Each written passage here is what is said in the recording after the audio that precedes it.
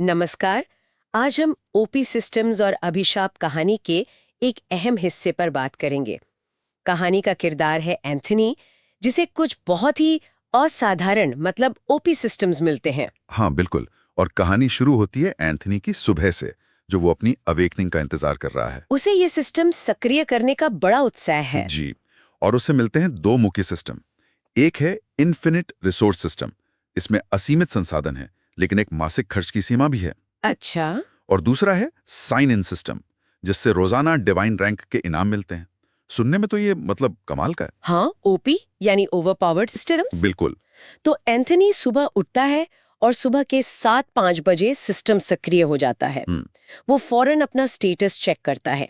नाम नल एंथनी, उम्र 10 साल, रेस ह्यूमन, लेकिन class physique, blood line, talent. ये सब अनअवेकेंड दिखाता है, मतलब अभी जागृत नहीं हुआ है। हाँ, लेकिन तभी उसकी नजर पड़ती है टैलेंट पर। और वहीं गड़बड़ है। हाँ, टैलेंट के आगे लिखा है कर्स्ड, शापित। सोचिए जरा, उसे लगता है जैसे धोखा हो गया उसके साथ। इतनी उम्मीदें थी। बिल्कुल। सिस्टम उसे बताता भी है कि ये टैलेंट ब्लॉकेज कर्स है। एक प्राचीन श्राप। हाँ, जो अवेकनिंग से पहले ही टैलेंट को ब्लॉक कर देता है। और सबसे बुरी बात यह है कि श्राप हटाने वाली चीजें अभी उसकी पहुंच से बाहर हैं, क्योंकि उसकी ताकत कम है और वो जो खर्च सीमा है सिस्टम की, वो भी कम है। हाँ, मतलब श्राप हटाने के लिए उसे S+ लेवल तक पहुंचना होगा, जो अभी तो नामुमकिन सा लगता है। जाहिर है। एंथनी बिल्कुल निराश हो जाता है। उसे लगता है सब खत्म। सारी उम्मीदें जैसे टूट सी जाती हैं। फिर सुबह 9:30 बजे उसे अवेकनिंग चेम्बर में बुलाया जाता है। अवेकनिंग यानी वो प्रक्रिया जिससे उसकी असली शक्तियां पता चलेंगी। वो बहुत घबराया हुआ है, पर घर वाले सोच रहे हैं ये अवेकनिंग की वजह से है, जो कि नॉर्मल है। चेम्बर में वो अवेकनिंग स्टोन पर हाथ रखता है।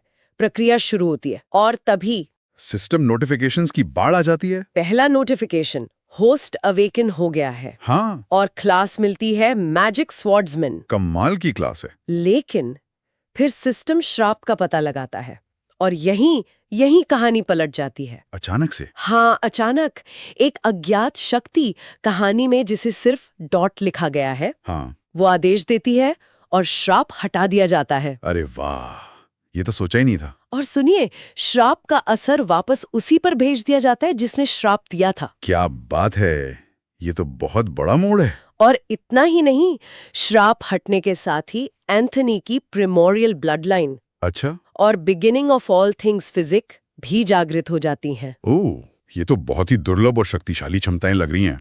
Primordial blood line. बिल्कुल।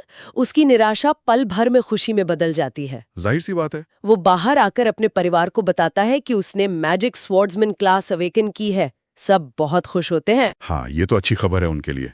बाद में जब वो अकेला होता है, वो सिस्टम से पूछता है कि भाई, जब तुम श्राप हटा सकते थे या हटवा सकते थे, तो पहले क्यों नहीं बताया? मुझे इतना परेशान क्यों होने दिया? और सिस्टम का जवाब वो कहानी में एक और परत डालता है। क्या कहता है सिस्टम? सिस्टम कहता है कि उसे उसी अज्ञात प्राणी ने रोका था। रोका था?